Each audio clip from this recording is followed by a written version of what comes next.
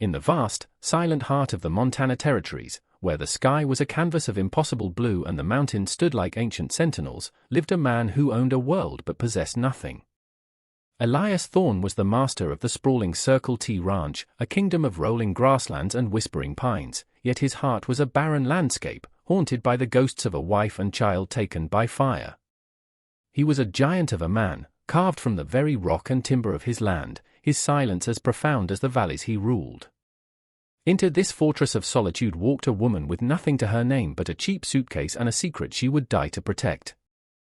Her name was Clara May, and she carried the weight of a past that had left her as fragile as a sparrow in a storm, yet as resilient as the prairie grass beneath her worn shoes.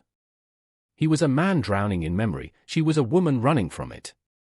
When he noticed the faint, shadowed bruises on her skin, marks she tried to hide beneath long sleeves and quiet diligence, he saw not a victim, but a survivor. And what he discovered when he finally broke his own silence would not just change her life, but resurrect his own. We love to hear where our stories travel. Please, tell us in the comments where you're listening from today. And if you believe that even the deepest wounds can heal and that everyone deserves a second chance at happiness, subscribe to our channel. We have another special story waiting for you. Part 1. The Circle T Ranch was a masterpiece of nature's design, sprawling under the watchful gaze of the crazy mountains.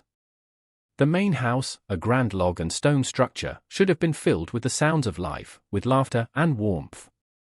Instead, it was a monument to silence.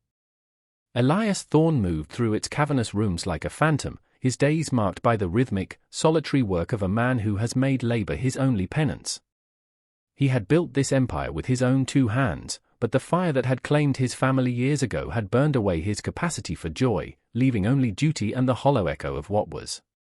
He hired Clara May through an advertisement answered by a church in a town 3 states away. He needed a cook and housekeeper, someone to manage the empty spaces he no longer had the heart to see. When she stepped off the stagecoach, she was smaller than he'd imagined, a slight figure wrapped in a threadbare coat, her face pale and her eyes, large and the color of a stormy sea, darting as if expecting a blow from any direction. She did not speak unless spoken to, and her movements were efficient, almost invisible. She cleaned the dust from rooms that had not been touched in years and filled the cold air with the scent of baking bread and simmering stew. Elias watched her from a distance, a creature of habit unsettled by this new, quiet presence. He saw the competence, the way her hands, though trembling slightly, were never idle. But he also saw the fear, a deep and abiding tremor that lived behind her placid expression. She reminded him of a wounded fawn he had once found, its heart hammering against its ribs, terrified of the hand that meant only to help. He told himself it was none of his business. He had hired her to work, not to be an object of his concern. He had long ago locked the door to that part of his heart. Part 2. Weeks bled into one another, turning the green of late summer into the burnished gold of autumn. A fragile routine settled over the ranch house. Elias would rise before dawn, the smell of fresh coffee already perfuming the air. Clara would have his breakfast ready on the heavy oak table, a silent offering. They rarely exchanged more than a few necessary words. The fences in the north pasture need mending, he might say, his voice a low rumble. I'll pack you a lunch, Mr. Thorne, she would reply, her voice soft as felt. Yet, for the first time in 5 years, the house felt less like a tomb. Her quiet industry was a balm to his restless soul. The gleam of polished wood, the neatly darned linens, the simple, nourishing meals, they were anchors in the turbulent ocean of his grief. One cool morning, as she placed his plate of eggs and bacon before him, her sleeve hitched up, revealing the delicate skin of her inner wrist. There, stark against her pale flesh, was a bruise. It was not fresh, but a sickening yellow-green, the ghost of a past violence. Her eyes widened in a flash of pure terror as she saw him notice. She yanked the cuff down with a jerky motion, her face flushing a painful crimson. Elias said nothing. His gaze dropped back to his plate, his expression unreadable, a mask of stoic indifference. But beneath the surface, something shifted. The lock on his heart rattled. He didn't wonder who had done it. His silence was not one of apathy, but of sudden, sharp attention. Inside Clara's mind, a storm raged. He saw.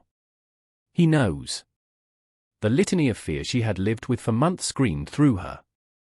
Men were all the same. They saw weakness and they pounced. She braced herself for the question, the accusation, the dismissal. But it never came. Elias simply ate his breakfast, the silence stretching between them, thicker and more charged than ever before. He was a man who knew the anatomy of pain, and he recognized its shadow on her skin. Part 3. The sight of that bruise lingered in Elias's mind, a stubborn burr. It stirred the protector in him, an instinct he thought had died with his son. He began to watch Clara, not with suspicion, but with a guarded gentleness. He started leaving small, anonymous offerings on the kitchen porch, things he knew she might need or appreciate. A pail of late-season berries he'd found by the creek. A bolt of sturdy blue calico fabric from his supply run into town. A basket of wildflowers, their vibrant purples and yellows a stark contrast to the muted tones of their existence. He never acknowledged the gifts, and she never mentioned them, but he would see the fabric turned into a new apron, or a single wildflower in a glass jar on the kitchen windowsill. They were a conversation conducted in silence, a bridge being built across a chasm of sorrow.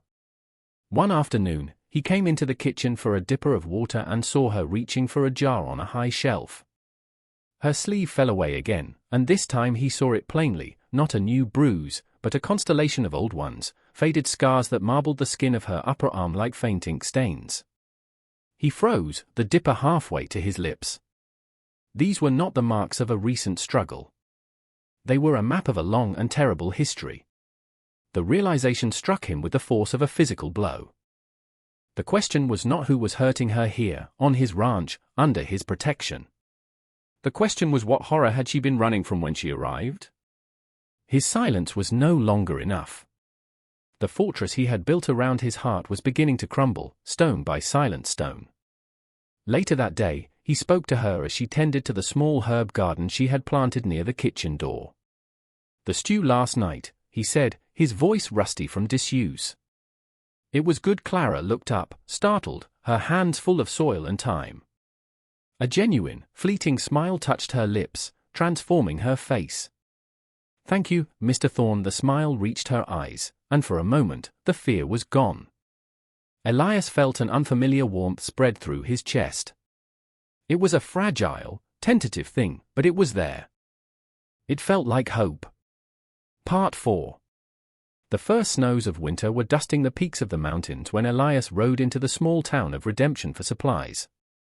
The general store owner, a portly man named Gus whose currency was gossip, cornered him by the pickle barrel. "Elias," he said, his voice a conspiratorial whisper. "Had a fancy fella in here yesterday. From back east, by the sound of him. Dressed in a fine wool coat, carried one of them silver-headed canes." Elias just nodded, waiting. "He was asking questions," Gus continued, leaning closer. "Asking if anyone had seen a new woman in the area. Described her to a T. Said her name was Clara. Said she was his wife and that she'd run off. Claimed she was unwell in the head." Elias's blood ran cold. He kept his face a granite mask, paid for his supplies, and rode home, the man's description, cold eyes and a silver cane, etching itself into his mind. That night, a blizzard descended upon the ranch, a furious onslaught of wind and snow that rattled the very bones of the house. The storm outside seemed to awaken one inside Clara. The howl of the wind was a mournful cry, and each clap of thunder made her flinch as if struck. While clearing the dinner table, a particularly violent gust of wind slammed a shutter against the house with a sound like a gunshot. A cry escaped her lips. The porcelain plate in her hand slipped, shattering on the stone floor. Elias found her standing over the shards, trembling uncontrollably, her face a mask of stark terror. He didn't see a clumsy housekeeper. He saw a soul in agony. He moved slowly, gently taking her by the elbow and guiding her to a chair. "It's just the storm, Clara," he said, his voice softer than he'd intended. The dam of her composure finally broke. Tears streamed down her face, silent and devastating. In a choked, halting whisper, she told him everything. Her husband, Silas Blackwood, a man of wealth and stature, whose charm was a veneer for a chilling cruelty. He hadn't beaten her with his fists, but with his words, his control, his threats. He saw her not as a wife, but as a beautiful possession. The old bruises Elias had seen were not from Silas's hand directly, but from her desperate escape, a frantic leap from a moving carriage in the dead of night that had sent her tumbling down a rocky embankment. She had been running ever since. "He told me if I ever left," she whispered, her voice barely audible over the wailing wind, "he would find me. He said he would drag me back and lock me away where no one would ever see me again." Now, Elias understood. The man with the silver cane was not a concerned husband. He was a hunter, and his prey had just been found. Part 5. 2 days later, as the snow-laden world outside lay in pristine, silent beauty, a sleek black buggy pulled up to the ranch house. A man emerged, tall and impeccably dressed, his polished boots sinking into the fresh snow. He moved with an air of absolute confidence, a silver-headed cane glinting in the winter sun. It was him. Silas Blackwood. Elias met him on the porch, positioning his large frame squarely in the doorway. He was a mountain of quiet intimidation. Silas offered a smile that did not reach his cold, calculating eyes. "Mr. Thorne, I presume," he said, his voice smooth as oiled silk. "My name is Silas Blackwood. I believe you have something of mine." Elias remained silent, his gaze steady. "I'm referring to my wife, Clara," Silas continued, his charming facade unwavering. "She has been unwell, prone to fanciful notions. She ran away in a state of confusion. I've been worried sick, searching for her for months." He spoke of Clara as if she were a lost pet, his tone a mixture of paternal concern and weary exasperation. He was weaving a narrative of her instability, a lie designed to disarm and persuade. Elias thought of Clara's terrified confession during the storm, the raw truth in her trembling voice. He saw the predator standing before him, cloaked in the finery of a gentleman. "She is safe here," Elias said, his voice low and flat. Silas's smile tightened at the edges. "I'm glad to hear it. But it is time for her to come home, where she can be properly cared for. She is my wife, Mr. Thorne. The law is quite clear on the matter of a husband's rights." The word rights was a weapon, and he wielded it with precision. He was attempting to cage them with laws and conventions, to make Elias's protection seem like an unlawful obstruction. But Elias Thorne operated by a different code, one written on the land and in the heart. He could feel the man's corruption like a sickness in the air, a blight on the clean, cold purity of his world. He would not let it touch Clara. He would not let it past his door. Part 6. The space between the two men crackled with unspoken hostility.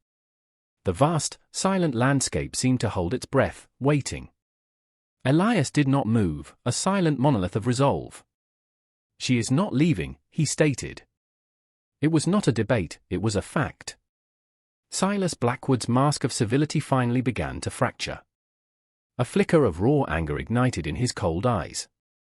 "I beg your pardon," he hissed, the silkiness gone from his voice, replaced by a sharp, dangerous edge. "You are a simple rancher, Thorne. A rustic living at the edge of the world. Do you have any idea who I am? I am a man of considerable influence and wealth. I can ruin you. I can bury you in legal challenges until this little kingdom of yours is nothing but dust." The threats were meant to intimidate, to crush Elias under the weight of his own supposed insignificance. But Silas had misjudged his man. Elias was rooted to this land, as unmovable as the mountains behind him. He was not impressed by wealth or influence earned in distant cities. "This is my land," Elias said, his voice dropping to a near whisper, yet carrying more power than all of Silas's bluster. "She is under my roof. My protection." He took a deliberate step forward, crowding the smaller man, his shadow falling over him. "Get off my property." For a moment, Silas looked as if he might strike Elias with his cane. But he saw the absolute certainty in Elias's eyes, the raw, physical power held in careful reserve. He was a bully who had just met a force he could not intimidate. With a sneer of contempt, Silas turned on his heel. "This is not over," he spat, his voice thick with venom. You have made a powerful enemy today, rancher. I will have what is mine. He climbed back into his buggy and rode away, leaving tracks in the snow that looked like dark scars on the white land. The immediate confrontation was over, but the air remained heavy with the promise of his return. A different kind of storm was gathering. Part 7. The promised storm broke 3 nights later. A sliver of moon offered little light, casting the snow-covered ranch in shades of gray and deep blue. Elias had not been idle. He had anticipated Silas would not rely on the slow grind of the law. Men like him preferred quicker, more brutal solutions. He had ridden to redemption and spoken in confidence to the sheriff, a grizzled veteran who trusted Elias's word implicitly. Tonight, he was prepared. The first sign of trouble was a flicker of movement near the stables. Elias, watching from an upstairs window, saw them, for shadowy figures, moving low and fast, armed with clubs and malice. They were hired thugs, sent to do the dirty work Silas was too refined to do himself. He moved through the dark house, his steps silent. He found Clara in the kitchen, her face pale in the faint moonlight, a heavy iron skillet in her hands. She had heard them too. Fear was etched on her face, but it was mingled with a new expression, defiance. "They're here," she whispered. He simply nodded, pressing a rifle into her hands. "Stay here. Bar the door. If anyone but me tries to get through it, you use this." He showed her how to load it, his large, gentle hands guiding her trembling ones. For a moment, their eyes met over the cold steel of the gun, a silent pact of shared defense. What followed was not a wild, chaotic battle, but a tense and strategic siege. Elias used his knowledge of every inch of his property, moving like a ghost in the darkness. He was not a killer, but a protector, using his strength to disable, not destroy. A well-aimed rock sent one man sprawling. A carefully thrown lariat from the hayloft ensnared another. The thugs, expecting to terrorize a lone woman and an aging rancher, found themselves outmaneuvered by a formidable guardian defending his territory. Inside, Clara was not a passive damsel. She became his partner. When Elias fell back to the house to secure the main entrance, she was there, her fear channeled into focused resolve. Her hands, once shaking, were now steady as she reloaded a second rifle for him, her movements crisp and sure. She was no longer just running from her past, she was actively fighting for her future, for this small sanctuary of peace she had found. The confrontation ended when the sound of approaching riders sent the remaining thugs fleeing into the night. The sheriff and his deputies, alerted by Elias, had arrived. Silas Blackwood, waiting in his buggy down the road, was apprehended, his plan in ruins.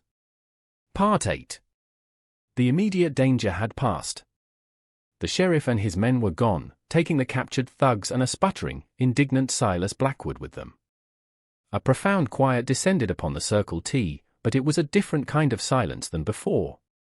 It was not the sound of emptiness or loneliness, but the sound of shared survival, of peace earned through fire. The house, which had been a battleground, now felt like a true sanctuary. In the kitchen, the first pale light of dawn crept through the windows, painting the room in soft shades of grey and pink. Elias was tending to a shallow cut on Clara's hand, a scrape she'd gotten from a splintered door frame. He worked with intense focus, his large, calloused fingers surprisingly gentle as he cleaned the wound and wrapped it with a strip of clean cloth. When he was done, his hand lingered over hers for a moment longer than necessary. Their eyes met, and in that shared gaze, every wall that had stood between them crumbled into dust.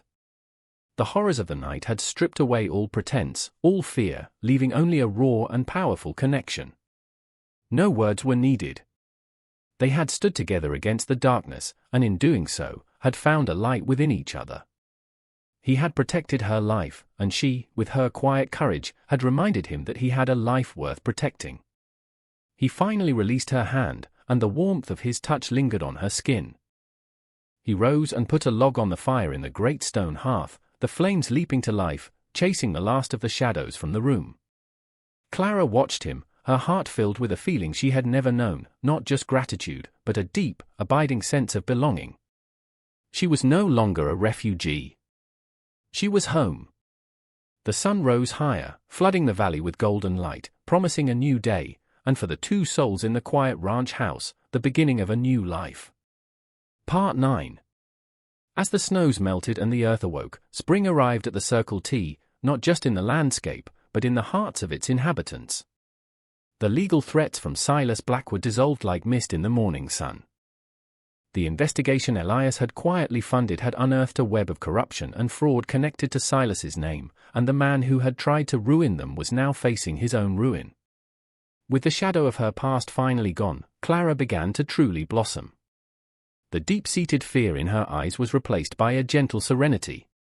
She planted a garden behind the house, her hand sinking into the rich soil, coaxing life from the earth.